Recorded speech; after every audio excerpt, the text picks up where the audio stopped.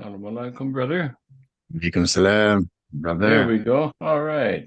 All right. Okay, We're in okay, business okay. here. Oh yeah, Alhamdulillah. they can't put us out of business. They can do whatever they want. Okay, then. Very good. Happy to see you. And Indeed. Happy have as missed well. you these past couple of weeks. Yes, sir. And I was thoroughly delighted to share time again with you yesterday. Oh yeah. Um, that was You an lit a intense. you lit a brand new spark yesterday. Oh I'm telling gosh, you. yeah, it looks like I did. Yeah, Well, boy. you never know what's going to happen when you're dealing with folks like me. It just it's kind of you just got to let it flow. Anyway,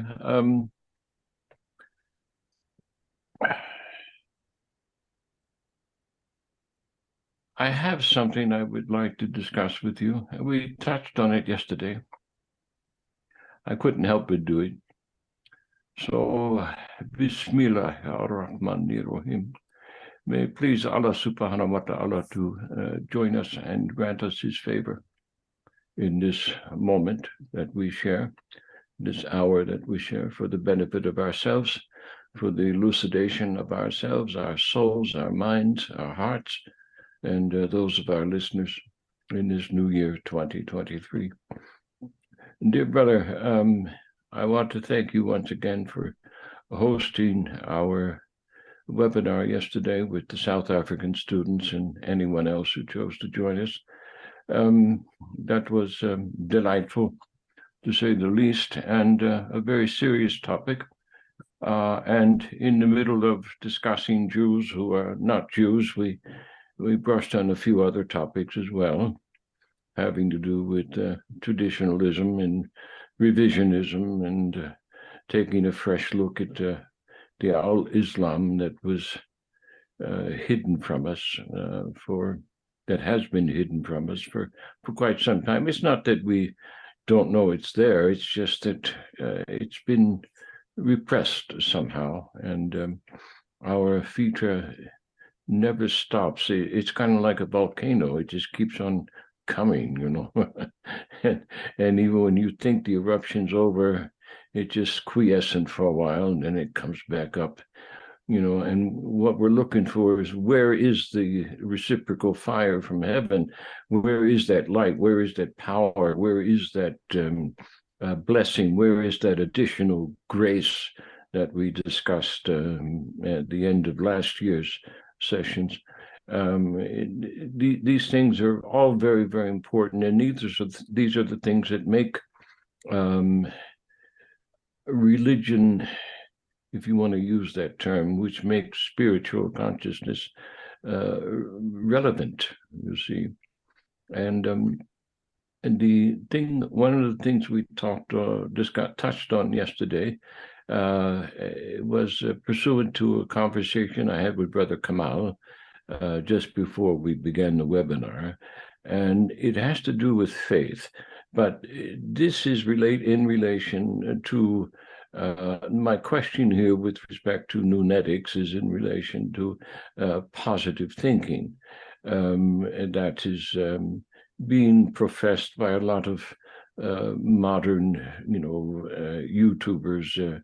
They're giving speeches and recommendations with respect to thinking positively, and we know that you attract what you are sort of involving your consciousness with, whether for good or for bad, for benefit or harm. You will attract these things, and that is a spiritual principle. It's a spiritual law, and it's all intricately involved with karma. You reap what you sow, this sort of thing. But what we're talking about here with respect to faith, and what I'm concerned about, is that passage in the New Testament. I think it was by let's see, I think it was Saint Paul in let's see, in his letter to the Hebrews. Yeah, if you don't mind me, I'm going to read it here. and then I'll I'll expound on it a little bit, and then hand the floor over to you, instructor. Now, in Hebrews 11:1, St. Paul, or whoever pretended to be St. Paul, wrote, "Now faith is the substance of things hoped for, the evidence of things not seen."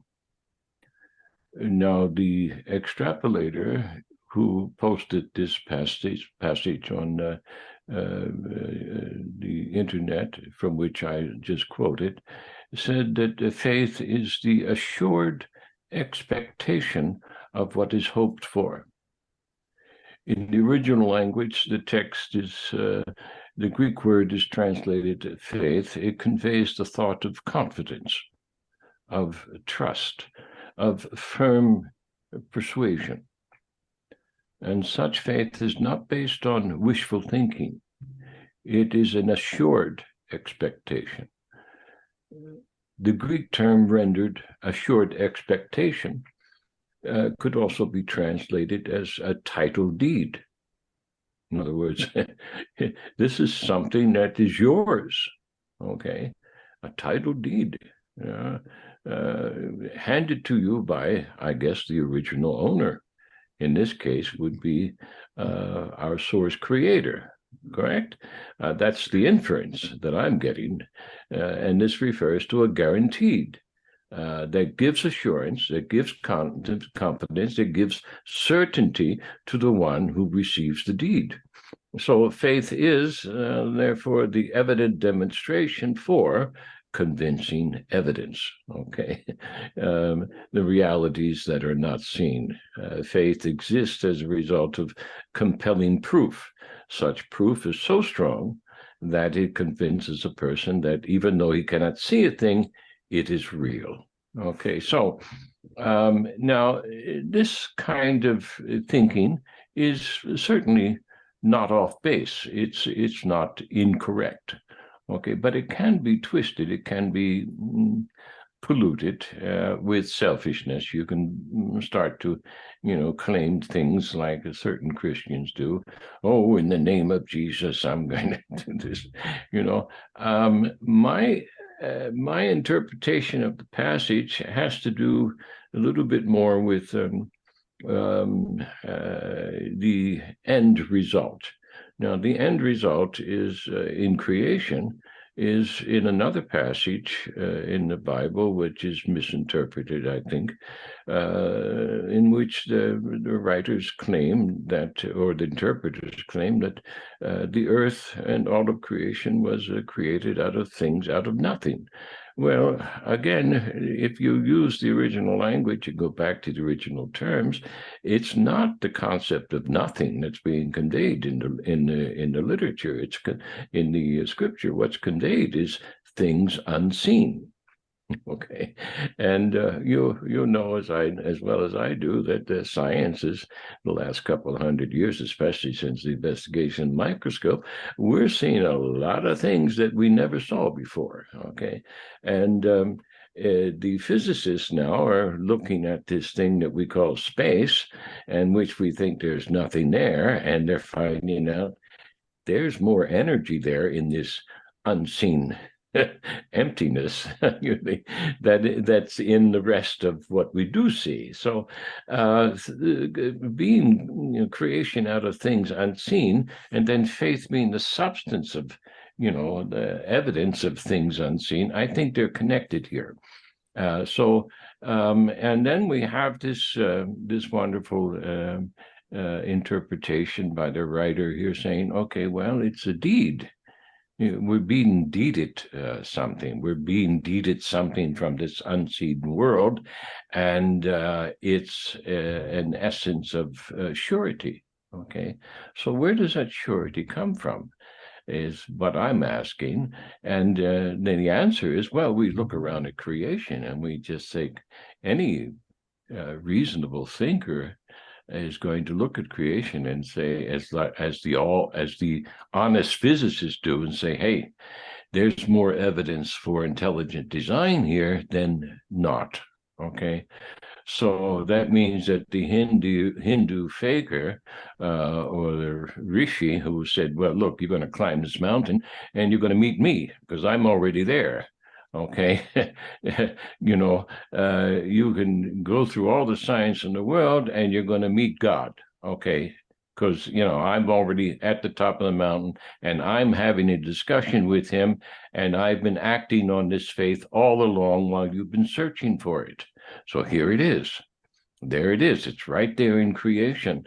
Look at your own self. Look at yourself in the mirror. Is that person in the mirror going to talk to you? No, it's just a figment of your imagination that's reflected there. You are the real thing. So if you want to get reflection, you've got to do it with a real human being, which means you've got to go and touch somebody else. Either touch them with your eyes, with your mouth, with your hands. You got to be touched. You have to touch and be touched. And that's evidence of what was once unseen, you see. Look, I came out of my mother's womb. Nobody saw me there. Okay, I was unseen. So, so you see, I'm working through this thing. Faith is the substance of things hoped for. Now, so what are you hoping for? Is what you're hoping for godly or ungodly? You see, is it for the benefit of the community or for the benefit of yourself? In other words, I can use that analogy. I think that's a safe analogy, because you see, the purpose of creation is to demonstrate God's charity. And what is charity? The giving of oneself. You see, it's the giving for the benefit, for the benefit of the community, not for the harm of the community. So Allah has given us all these benefits, and we're still trying to ask, and some of us are still trying to ask him to prove himself. The proof is all around us, you see. So if faith is the evidence of things hoped for, and if there's a deed involved here with respect to the consequences or the outcome of what is hoped for, then you have to ask, well, who's handing over the deed? And it's either the source creator, or you're hoping.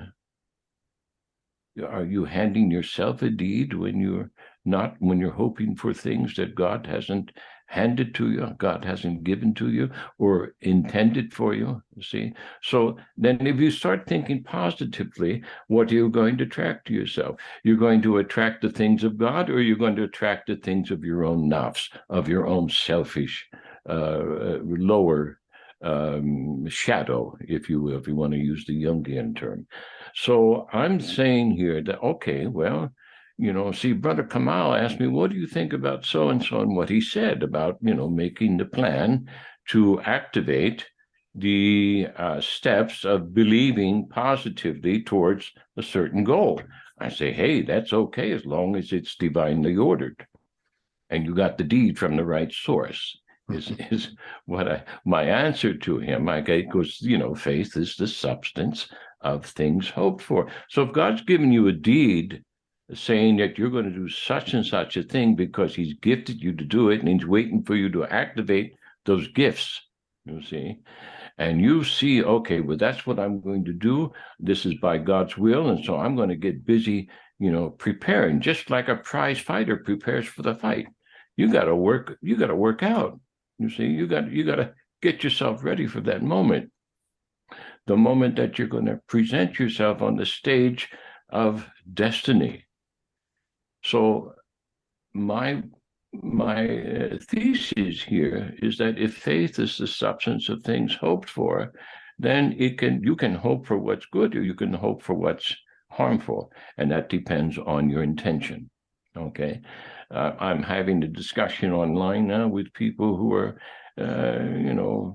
sort of contesting with me about the traditional approach to salat. I have no problem with people who want to stand or prostrate or, do whatever they feel comfortable in order to make this salat a connection with Allah. But you see, the intention is what's more important than the ritual. as far as I'm concerned, as far as I can see, because I have tried the ritual and I've tried Salat without the ritual, and I'm getting the same results, probably better results in the absence of attending the company of people who don't have the right intention and who depend on the ritual rather than on the Salat. Now, the Salat is the real connection, the connection that you have with the deed giver. Okay. He who gives you the deed for the faith that is going to activate the things that you hope for, that's going to allow you to acquire them. So, gosh, I may have said too much already, but No, I think you've got the gist of what I'm I after do. here, brother. From a nunetic standpoint, can you substantiate this New Testament statement of what we think is a spiritual law, okay, a spiritual reality, a spiritual fact? Does Nunetics, in light of Al Quran, say the same thing and perhaps even more? Good question. Inshallah. Yeah, thank you for that. As I begin with Bismillah ar-Rahman ar-Rahim. And we continue to invite Allah into our conversation for purposes of quality control of the language. Mm-hmm. When we're talking about an all important word like faith, the first thing that we need to do is differentiate between what they're calling faith and what they're calling belief. Mm-hmm. And as what some would call a practicing Muslim, whatever that is supposed to be, Mm-hmm. I never call myself anymore, at least, a believer in Allah. Mm-hmm. Belief is actually something that is designed to help the immature mind reach maturity. Once the immature mind reaches a certain level of intellectual maturity, belief then becomes faith. Mm-hmm. Belief is the first step on the journey towards faith. When a child Mm-hmm. is born under its parents, its mother in particular, it only believes that that's its mother. It could have been adopted. Mm-hmm. But the child believes this is the one who I wake up to every morning. This is the one Mm-hmm. who gives me my cereal. And this is the one who puts me to bed at night. So I believe this is my mother. Yes. But they might tell you that they know it's their mother, but it's really just them believing. Mm-hmm. Now, as they continue to grow and get more information on this relationship between themselves and this person, it might turn out that it wasn't their mother, as we said. Mm-hmm. Child could have been adopted. A child could have been left on the doorstep for all they know. Mm-hmm. But the point is that once they have grown mature enough in the intellect to know what DNA is and how traits are passed down and why we look alike in many Mm-hmm. different areas of the face or the body or whatever, why we sound alike in our voices, when they begin to intellectualize that information, that's when the belief part of the immature mind becomes the faith part of the gradually and increasingly maturing mind.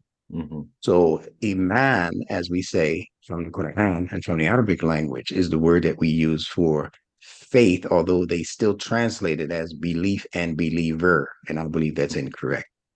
Mm-hmm. We are people of faith.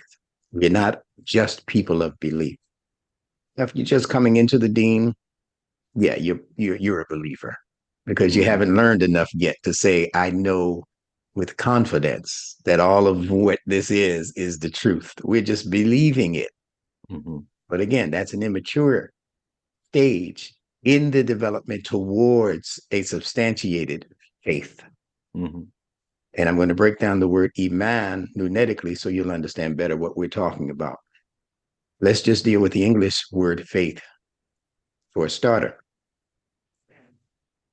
You can very clearly hear the consonantal connections between the English word faith and the Arabic word fatiha Mm-hmm. or fatha or fataha. All of those have to do with the opening of Mm-hmm. something. Mm-hmm. Right. And faith and fataha also, if we want to stretch it just a bit across the ocean, it's also connected to the ancient Egyptian character ptah. Yes. P interchanges with F. Yes. So the PTH Mm-hmm. in the Ta is the FTH in Fataha or Fatiha. Mm-hmm. And what does his name mean? They say it means the opener. Mm-hmm. What do they say Fatiha means? They say that means the opening. Mm-hmm. What do they say the word miftah, which is from Fataha? What do they say that means in Arabic? They say that means key, like the one you put in the door to open the Yes. door. Mm-hmm. So all of them have to do with openings. Now, the Bible also says that if you have faith, that faith can move mountains. Mm-hmm. Yes. Now, when we talk about moving mountains, we're talking about taking control of certain territories. Yes. You know, if the mountains have been leveled or moved out of the way, well, okay, we call that the opening up of a city also, Mm-hmm. right? These are words that are used in the Quran in different places. إذا جاء نصر الله والفتح. Mm-hmm. See, when comes the help of Allah and the victory, they call it. But the victory means the opening up of the opportunities. Mm-hmm. See, all right. So if I'm a investor in real estate or in city building or whatever, and I'm investing in properties, investing in the building of homes and so forth, and I call a collection of people together, I say, now, who here is a skilled construction worker or construction oversight person who knows the ins and outs of how this is supposed to go, how far apart these buildings are supposed to be, Mm-hmm. you know, all of what they learned in the trade. And out of 10 people, let's say you have 9 people say, yeah, that's what I do. I'm going to ask for your resume. I'm going to ask for samples of what you've done. Where is your work in the city? Is it outside of the city? Can I get some blueprints of what you've? Yeah, of course. Here they are. Here they are. If you ride down 2 minutes and make a Mm-hmm. left and you know, that's my stuff right there. Okay. Mm-hmm. But that one person out of the 10 who says, who doesn't raise his hand, you Mm-hmm. say, well, why are you here? He says, well, because I believe I can do it. Mm-hmm. Mm-hmm. Yeah, no, he's got to go. I don't want Yeah. anybody who just been. Have you ever built a building before? Well, no, but I have touched some bricks and some mortar, you know, and I watched other people do it. Yes. You know, I sat across the street from my home and I looked out the window and there was some other construction workers buildings. I said, and I looked at it and I said, wow, I think I can do the same thing. He just Mm-hmm. believes it because he's dealing with an immature mind and emotionality. Yes. His attachment is not really to 100% reality. His Mm-hmm. attachment is just to what he thinks he can do because he's seen other people do it or because somebody told him you might be able to do that also, so he came to the meeting. But that's not the person you want at the meeting. You want the person who has absolute faith. So Mm-hmm. it's that absolute faith that the Quran calls iman and amana. And the Jews in the Torah, with the Torah, see it in exactly the same way. The word for faith, which you mentioned earlier, confidence. It doesn't just mean to believe something. It means that you have a certain level of confidence. It doesn't mean that you know everything about it in order to say, Mm-hmm. I'm confident. You don't know everything about that construction worker. Mm-hmm. He might, you know, be sloppy at a particular area of the work that Mm-hmm. he compensates for by having someone else who knows it better than he does to come do it. So it's not that you have confidence in him because you have 100% knowledge Yes. of who he is, what he does, what his track record is. So we don't have 100% knowledge of Allah and who Allah is and what Allah's track record is in the world. We're just reading these things in scripture Mm-hmm.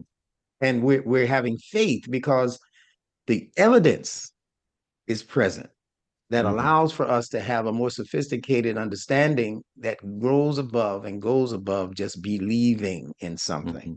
Mm-hmm. Mm-hmm. All right. So that's where the Quran is coming from. The Quran's word for faith, iman, is a combination of the aleph, the mim, and the nun, or the a, the m, and the n. Aman, amana, aman, iman. Some people say amin. It's all from the same construction of the word. Mm-hmm. So let's look at these. And I've said this several times in front of you and in front of many audiences.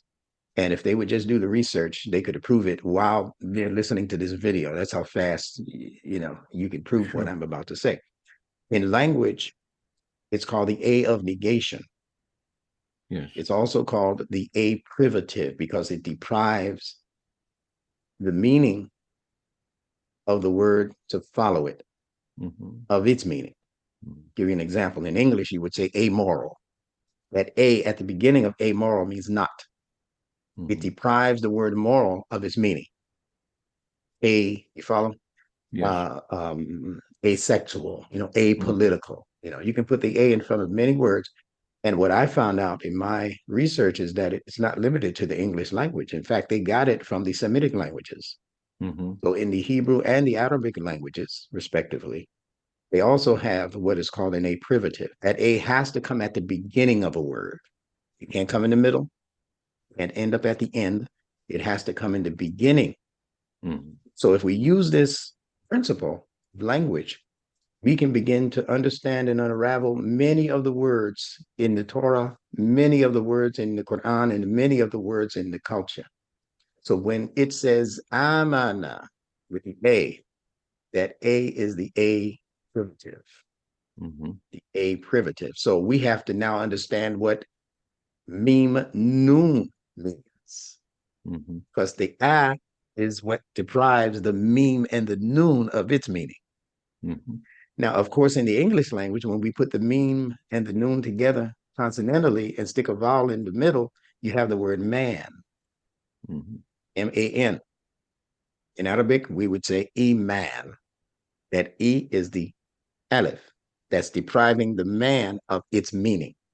So if man in English means mind, and it does, and they got that from the Semitic languages, what would make us think that the Semitic languages are not saying also that meme noon united also means the ability to think, the ability to handle situations because you're able to think about them, recognize them, study them.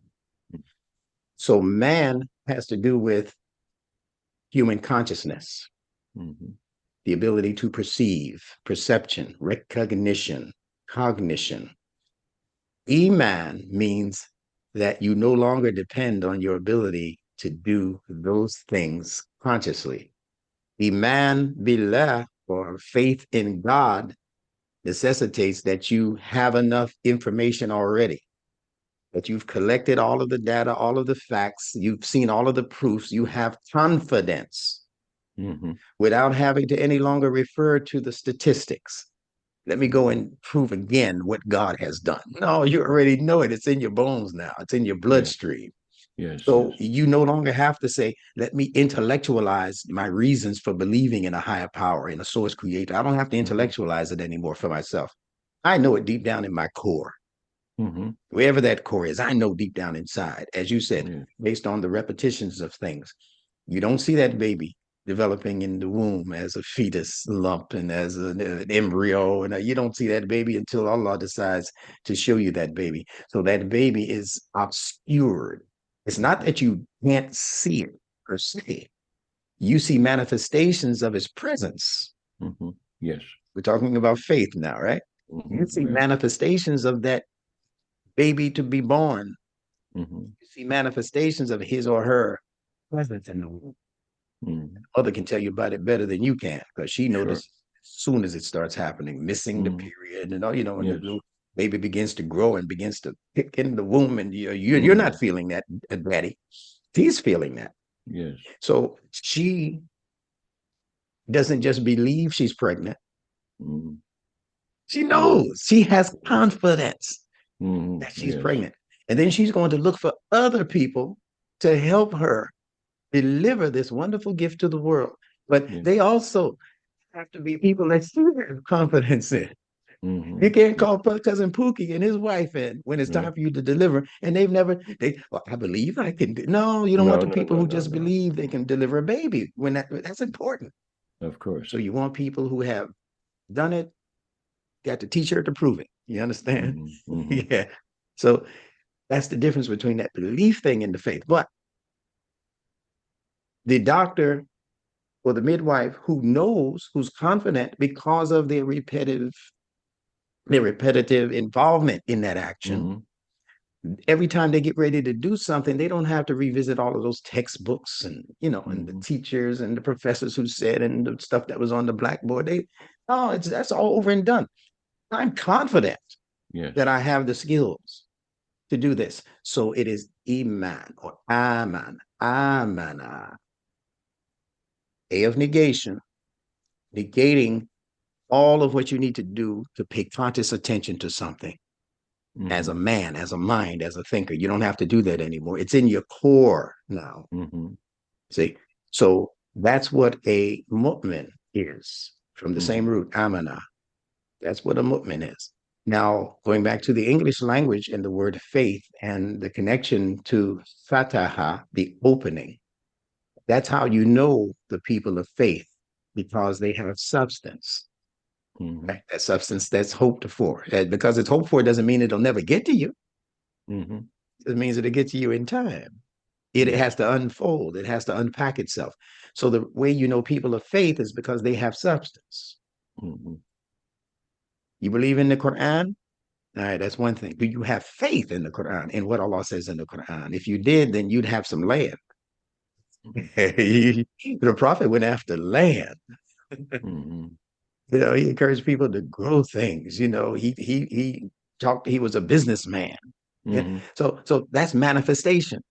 So if I want to go into business, I have to go ask somebody like Muhammad, who's a businessman, who's making progress, who's growing his Mm-hmm. wife's business, Right. entrepreneurship. Mm-hmm. He's the person I'm going to have faith in. You see, if I'm going Mm-hmm. to get married, I'm going to go to those people who have done it and done it successfully. Yes. And they don't just believe that they can be a successful husband or a successful wife, they have faith. That's that uncertainty pardon me, that's that certainty that we're talking about. And there are different levels of it in the Quran. There's regular faith, and then there is faith where there's no blinking of the eyes involved. Mm-hmm. I'm so far ahead of that person when it comes to understanding that this is real that Mm-hmm. we don't even have to have a conversation about it. Yes. There are words like that in the Quran. Mm-hmm. El yaqeen is one of them. Allah says to believe, to have faith. El yaqeen, meaning without having to even look at it anymore. Yes. These are levels of development of faith. So the Bible is correct when it mentions that faith is an act of confidence, and you cannot have confidence in something that has not at least proven that it is what it says it is. Yes. You can't have how can you have confidence in a teacher who has never proven that she stepped in a classroom Mm-hmm. or that the children she had been administering over are walking away from the classroom with a particular level of enlightenment? Mm-hmm. You have faith in me, you and your wife, in Mm-hmm. teaching Mahdi because you see the proof of it. Yes, of course. That's why you have the confidence you have. You don't know everything about me and in my teaching Mm-hmm. history and my personal history. You don't have to. You see the No, results, and that's I what see faith the is results. designed. Exactly. Yeah, We see the that's results. there you go. That's what We faith see is the fruit. designed. The That's the fruit, as you mentioned, that's that's correct. what's hoped for. We see the Yes, fruit. indeed. And Jesus Mm-hmm. had a lot of things to say about the fruit Yes, he did. in the Bible, Mm-hmm. right? So, to just bring that part of what I need to say to a conclusion, Iman is that faith that is hoped for because the person has seen evidence that makes the person confident that Mm-hmm. they can attach themselves to this. They have seen the evidence.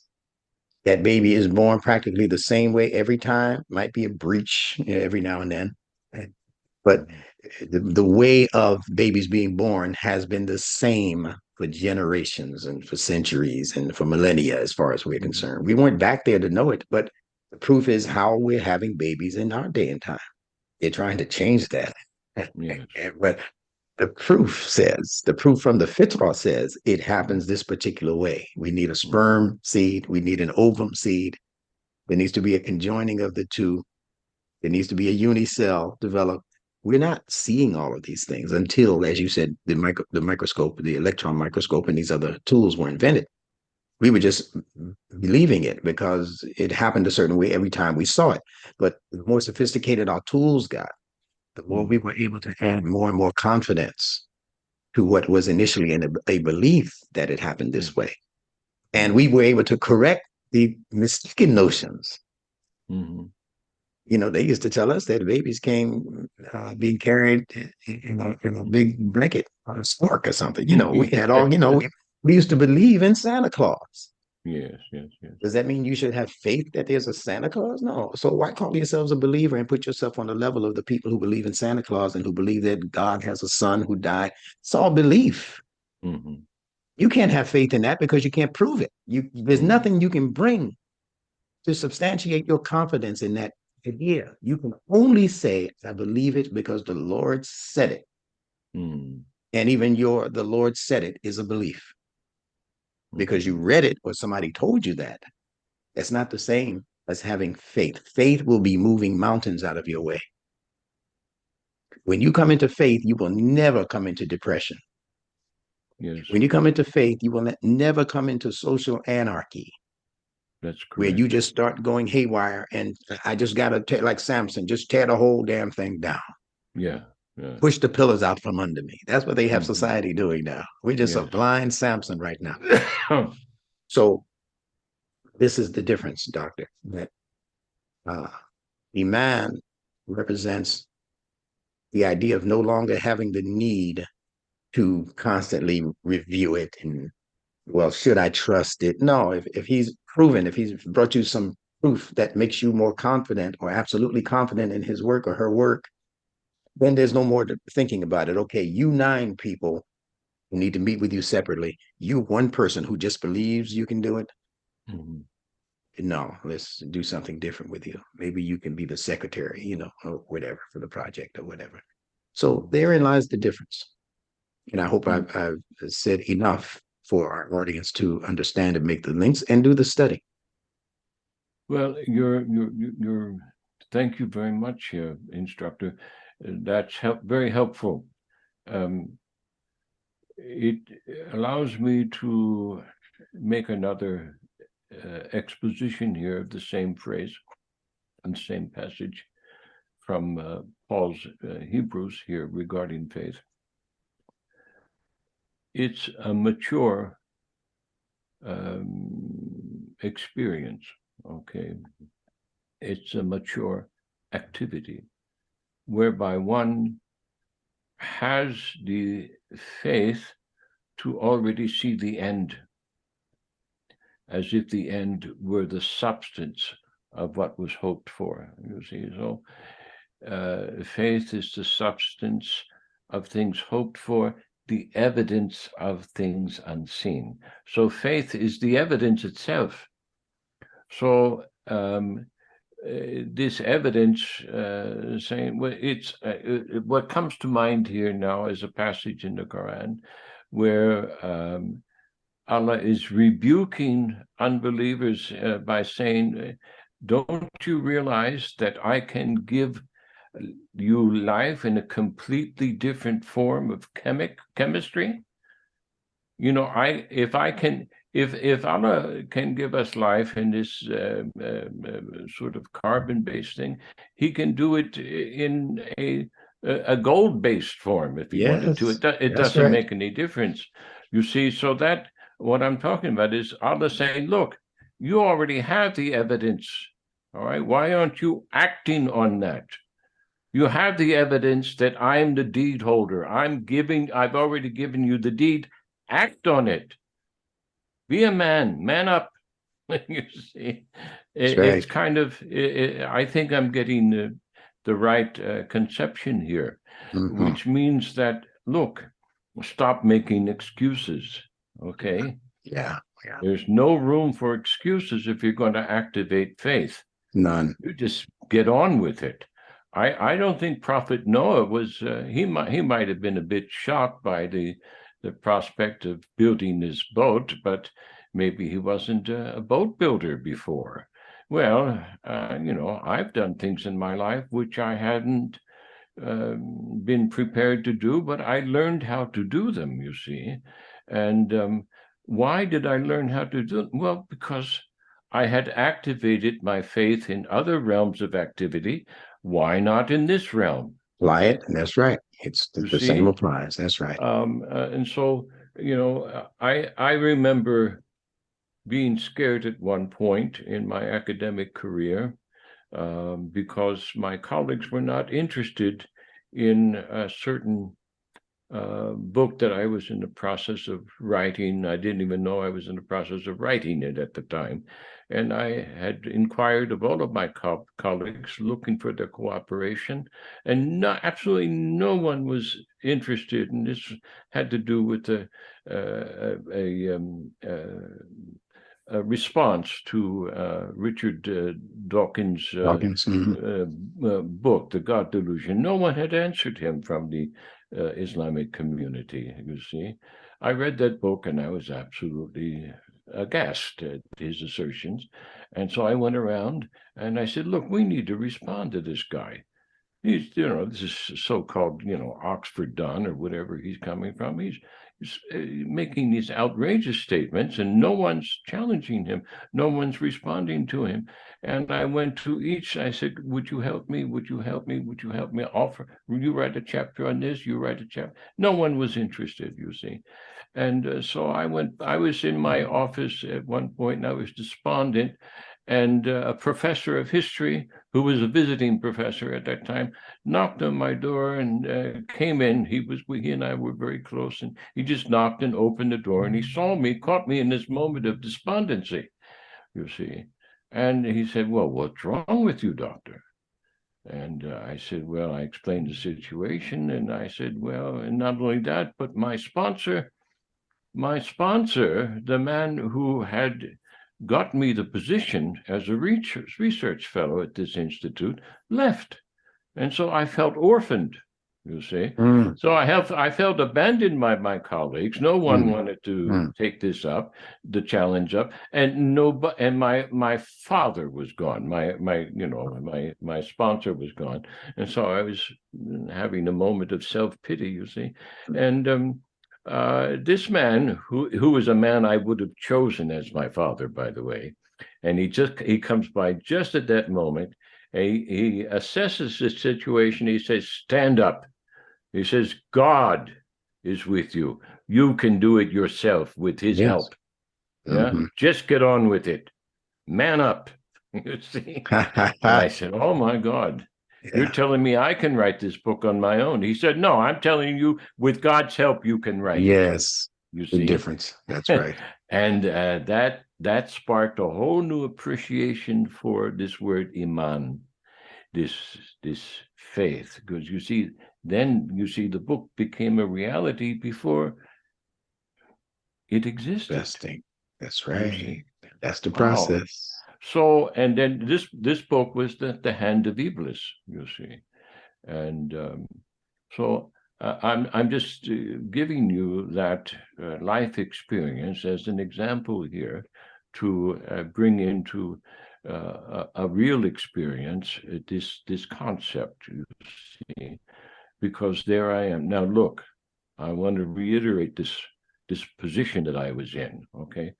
None of my colleagues were interested in helping me, first of all, because they were all too busy. Secondly, hey, I don't speak a word of Arabic, and I really don't belong at this institution, you see. I have no Islamic traditional training whatsoever, okay? None. So why am I there? In their minds, I'm an outsider. I don't belong. So why would I bother, getting involved in this guy's project? I mean, who is he? Why is he here? This sort of thing. So then the guy who got me the job, who recognized that there was something of truth in me, enough to give me this high position, you see, as an alim, when I told you, I read the contracts. I said, "Oh my God, I'm an alim. I didn't know that." So I had to look it up, see what an alim is, and all this sort of. And so I'm there as an alim in a place where I don't belong to be an alim, and then I have this wonderful man, Professor Hassan from Jordan, a professor of history, God bless him, telling me to man up, get on with it. The book's a reality. It's already written. All you got to do is do it now with God's help, not on your own. So what he was telling me was, well, this is a good thing. This is a good thing that you want to do, you see. And with God's help, you're going to do it. So get on with it. Don't expect any help from anyone else. You're saying the same thing that I said and giving you my explanation for the word iman. Yes. A negative means don't use your own mind. Yes. Your experience, I'm registering it, yes. is pretty much the same as Muhammad's experience in the cave. Yes. The angel Jibreel was saying, man up. Yes. He was trying to avoid it. Well, Everywhere he turned. Word, isn't it? Yeah. There's the word, man up. And that's the phrase. Yeah. The word Jibreel means bone setter. So I'm sure the spine is in there somewhere. In other words, get a spine. Yes, right. Because that's where the central energies are located. See, that's where the central energies are located for the chakras and all of those energy centers. You got to you got to have a bone structure. It's the first major structure that takes place after the heart, I believe, and maybe a couple of the other important organs. Then the nervous system develops first. The outline for the nervous system develops first. Then the heart begins to build, and then everything else. There you go. You're the pro in that. That's right. That's right. So it all fits. The nervous system, which runs the central nervous system that runs up along the spinal cord. Yes. It has to be first. So that's why we say, well, I don't have the nerve to do that. See? Yes, right. I mean, they don't have the confidence. Not the confidence. No. Somebody said, you got a lot of nerve. You know? Thank you. Got a lot of nerve, yeah. Well, I like this idea that you brought up with this, the allegory of the construction project. You're not going to hire inexperienced people to manage the project. You might hire a few workers here to, do the heavy lifting and all that sort of thing. But you need a managerial sort of approach to getting this thing done when you're starting out the project. But you've got to, recruit the right kind of talent, the right kind of ability, the right kind of inspiration, if you will. For example, all right, so you're an investor. What do you know about building? You know nothing about building. You got a pocket full of cash and you got an idea. All right, I want to see a housing project in such and such a place along in the riverfront or whatever the case might be. But I don't know a thing about building. Okay. I did the same thing. When I went to Borneo, I said, well, I want to see a rice field on that mountainside. I want to see rice growing there. And I didn't know a thing about how to do it, you see. But I had seen it. I had imagined it. And then I recruited the right skills, the right people, the right advice, the right inspiration to get it done, you see. Yes. So that was a kind of, activation of faith as well. Without this kind of positive thinking, we're not going to see the things of God in our lives. We're just going to be a passive reactionary, all of our life, if you will. We're just going to allow things to happen, and we're not going to be proactive at all. And I think that is what's happened to the Ummah in a very real sense. Because of their dependency on the ritual aspect, without the dependency on Allah subhanahu wa ta'ala. See, I began to get, when I was writing, before I wrote the book, The Hand of Iblis, I was despondent because I was depending upon the ability of the other people, you see, and the ability of the authority, the power of the man who gave me the job, you see. And that very week, I found out he was leaving the institution, and none of my colleagues were helping, and I was depending on the men. You see, I was depending on them instead of depending on Allah. And that's when Professor Hassan walked into my office and said, "No, you can do it." Now, there's one other time that man walked into my office and did the same thing, but with an entirely different purpose. And I'll tell you that story, then we'll close here, because I think this is also something that is cogent and will apply to the topic here. Professor Hassan, on a Friday, about 30 minutes before Jum'ah, knocked on my door once again, and he said, "Oh, Dr. Ajmal's not here. There's no one to give the khutbah." He said, "Can you do it?" And I said, "What? You want me to give the khutbah?" He said, "Yeah, you were a Christian pastor. You know how to preach." And I said, "Well, yeah, but this is something completely different." I said, "I can't speak the Arabic. I don't know how to pray in the Arabic, and I'm not prepared. I'm not on the list. There's no, you've got to be certified and qualified and, put into place by the authorities. And now there's only 20 minutes left. What are you talking about? How am I going to do this?" He said, "You can do it. I know you can do it." So this guy's acting on faith, and he's kicking my butt, all right, on his faith in me, all right, on his faith in Allah in me, all right, to go and give this khutbah. And so I thought about it, I gave it another 30, 40 seconds thought. With this guy, I would have chose to be my father, had it were possible, standing over my desk, looking down at me, "Oh, come on, let's get on with it. Man up again, boy." Right. And I'm so I said, "Okay, I'll do it on one condition." And he said, "Okay, what's the condition?" I said, "You pray the Arabic prayers, all right, and then I'll stand up and give the khutbah. You found So a we'll way. split the duty." Yes. And there's Okay? nothing wrong with that. That's right. Nothing wrong with that. And he said, "Okay, done." We struck a deal, we shook hands, and then Jum'ah came 15 minutes later, and we started. And he did all the prayers, I did the preaching. Okay. And so after Jum'ah, I'm standing outside looking for my shoes, getting ready to put them on. Then everybody starts coming up to me and shaking my hand. Now, these were all professionals, all right? This was at the academic mosque, Yeah. all right? Yeah. And they're all doctors and lawyers and big shots in industry and all these people there. And they're all taking my hand and saying, "Thank you, doctor. That was the best khutbah we've had in 20 years."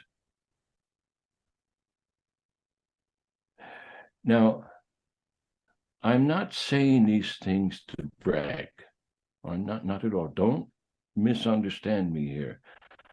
I'm saying these things because this is the evidence of things hoped for. Yes. This is the evidence of things that were sort of prophesied, okay, on as an act of faith. This happened as a result of faith. One, the book was a result of my faith in Allah that I could do it. Again, Professor Hassan said, "You can do it." I believed him, okay? I said, "Well, if you think so," because I had such respect for this man. And I said, "My God." Now that brings us to another subject here, that faith has some dependence upon being certified by other men, you see. So Yeah. That's right. But these have to be the right kind of people in the right positions of authority, you see. And so, because Professor Hassan said, "You can do it," two times, one with respect to the book, two with respect to the khutbah, you see, and both were things I hadn't done. See, the first book I wrote was Trinity. That was on a Christian dissertation. That I could do because I'm familiar with Christianity, with the Bible and all that sort of thing. But the hand of Iblis? Oh my God, that's a completely, totally Muslim, al-Islamic Right. thing, Indeed. and Indeed. I'm just dipping my feet in the Muslim pool. And all of a sudden I'm writing this book. Mhm. Hassan said, "You can do it with Allah's help." He pounded my desk. He said, "Man up." All right. And with the khutbah, he didn't issue that man up thing because the book thing was already done, you said. So he said, "Okay, you can do it." So I just said, "Oh, this guy's encouraging me because he has faith in my ability to bring forth the fruit that Allah has placed in me. So he saw the deed in me before I saw it. You understand? I'm getting back to the original explanation of this phrase, faith is the substance of things hoped for, the evidence of things unseen. The deed is the substance, it's already there. So when you take possession of that deed, what are you going to do? Just put it on the shelf and look at it? Say, hey, I got something here. Mhm. Everybody's going to look, what do you got? Mhm. What is it? Where is it? Mhm. I don't see nothing, just a piece of paper. Just something you're bragging about. Where is it? So you understand, this is faith is therefore is, and if we're going to activate it, we need help from the community, even if it's a kick in the butt, you know, from one of our elders. Get up off your seat and go do this thing. All right, you can do it. I had another professor tell me something similar about another project. And I said, "You want me to do that?" He says, "Yes, you can do it. Same thing, you can do it." So that's what's that, an encouragement, but it's encouragement based on insight. And the social science of this is what the African elders used to do. They would sit around the campfire and say, "Well, what do you think about the son of so and so?" Yeah. And they would say, then the men would say, "Well, I've been watching him and I think he's good for this, or I think he's fit for that. And so which one of you are going to take him on?" You see?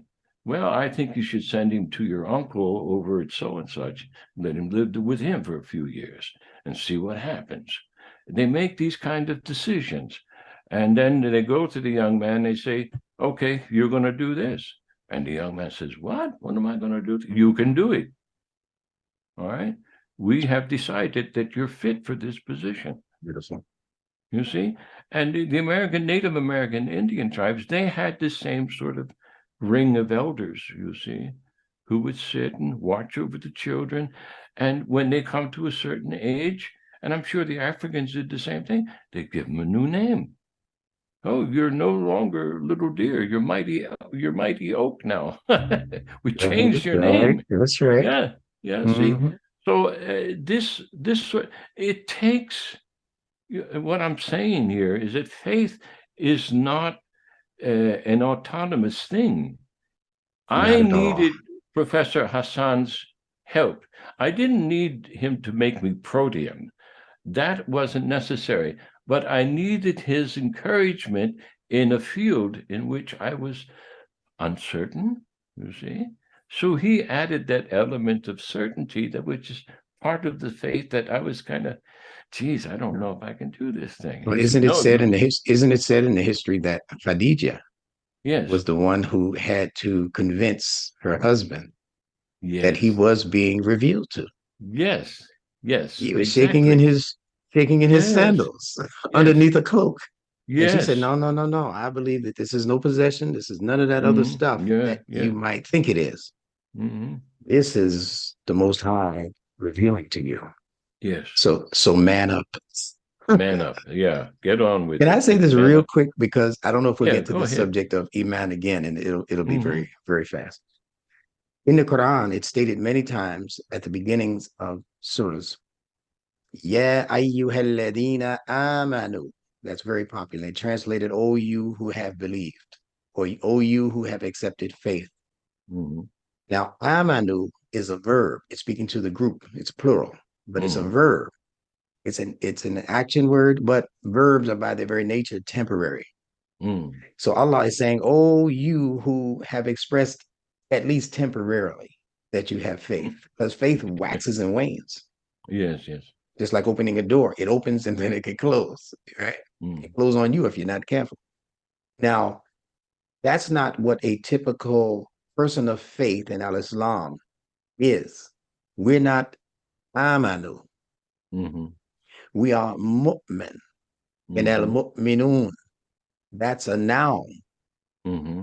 And in Arabic, you have the verbs, which represent temporary actions, actions that have a beginning and a conclusion. Mm-hmm. And then you have verbs, which are, pardon me, you have nouns, which are considered to be permanent. Mm-hmm. So, as far as this faith thing goes, we need to research what's necessary for us to do to grow or evolve from the verbal amana state, amino state, into al mu'minun state. And to do that, you have to visit the surah by that name, Surah al mu'minun, to see Mm-hmm. all of the traits of what Allah calls the faithful ones. They Mm-hmm. do this, they don't do that. They mind their business. That's me talking, right? Mm-hmm. But now in Surah Al-Asr, Allah says, Wal Asr, inna linsana lafi khusr. By the setting of the sun, Mm-hmm. certainly for sure, the human being is drowning in loss. Then Allah says, "Illa amanu," except for, here's the exception. I just told you about the rest, the majority. Mm-hmm. They're in the dark. Yes. "Illa amanu," except for those who have expressed faith. But he doesn't leave it there. He goes on to show us what constitutes true faith. In other words, what connection do we need to make Yes. in order to evolve out of the simple verbal state, verbal, I'm saying this about myself, right? The verbal state, the temporary state, into the permanent state. So in Al-Asr, he doesn't end it at illa ladina amanu, except for those who have faith. He says, amilu salihat, and do deeds of reconciliation. So if you claim to be a believer, your next step should be to look out into the creation, beginning with your own self and your own Mm-hmm. family circle, and say, what is it we're supposed to be doing together Yes. so that we can make this life journey a lot more profitable for us in every way? Mm-hmm. I'm not getting along with my sister. Let me go apologize. I know it was 3 years ago when I said it to her, but she's been mad at me ever since. Let me go Mm-hmm. apologize to me. So we have to begin looking for what we can do in our immediate circle and then allow that action or those sets of actions to expand out into the larger group of people that we have never even met yet and reconcile our differences with humans wherever you find humans.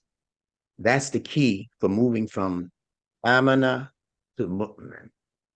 It's not just confessing that you have faith.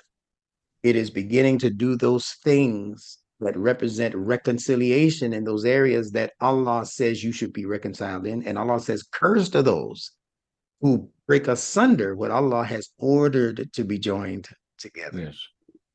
So that's our task. Yes. Yes. Yes. I see that. I would like to thank you once again, dear brother, for sharing this time with me and inviting me here to your presence to explore these ideas. I think we need to unpack that a little bit more, that saying, with respect to words like substance and evidence. Yeah, yeah. Well, let's Yeah, do a part two next week. yes, let's do part two next week Yeah. and unpack that a little bit more, because I think there's more we can extract for the sake Oh, of our absolutely. It's listeners and rich. It's for rich. each other. It's very rich. Yes, brother. So let me say then, thank you once again. It's my pleasure. Always. Thank you. Wassalamu alaikum wa rahmatullahi wa barakatuh. Alaikum salam wa rahmatullahi wa barakatuh to you and your family. And Thanks. to you.